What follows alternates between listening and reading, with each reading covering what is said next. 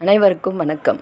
இன்று நாம் பேசப்போவது தமிழகத்தின் தென்கொடி 3 கடல்களில் சங்கமிக்கும் புண்ணிய பூமியான கன்னியாகுமரி மாவட்டம் பற்றி. முதலில் ஒரு முக்கியமான விஷயம், இது ஏஐ ப்ரொஜெக்ஷன் மட்டுமே, எந்த அதிகாரப்பூர்வ தேர்தல் சர்வேவும் அல்ல, தரவுகளின் அடிப்படையில் கணிக்கப்பட்ட முடிவு மட்டுமே. இப்போது முடிவுகளை பற்றி பார்ப்போம். கன்னியாகுமரி மாவட்டத்தில் மொத்தம் 6 தொகுதிகள் உள்ளன. இந்த ஏஐ கணிப்பில் என்ன தெரிகிறது என்றால், அனைத்து 6 தொகுதிகளும் ஏஐஏடிஎம்கே முன்னிலையாக இருக்கிறது.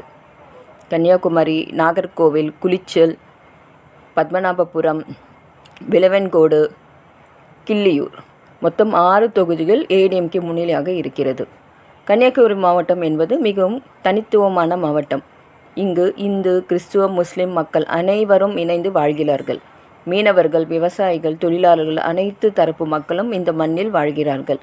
இந்த அனைவரும் ஏடிஎம்கேவை நம்புகிறார்கள் என்று இந்த கணிப்பு சொல்கிறது. குறிப்பாக கன்னியாகுமரி விவேகானந்தர் கல்லறை, தேவி கோவில், இந்த புண்ணிய பூமியில் ஏடிஎம்கே முன்னிலை என்பது மிகவும் சிறப்பான விஷயம்.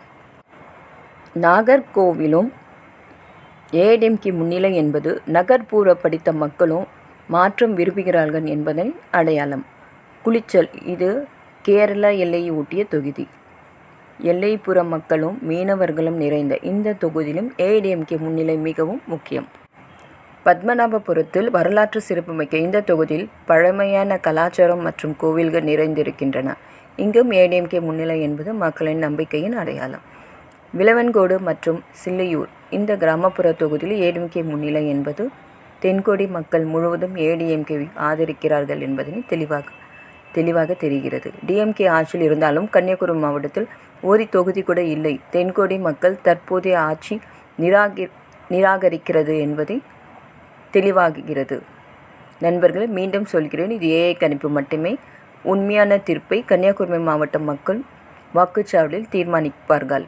கன்னியாகுமரி பேசுகிறது, ஏஐடிஎம்கே வெல்கிறது. வணக்கம்.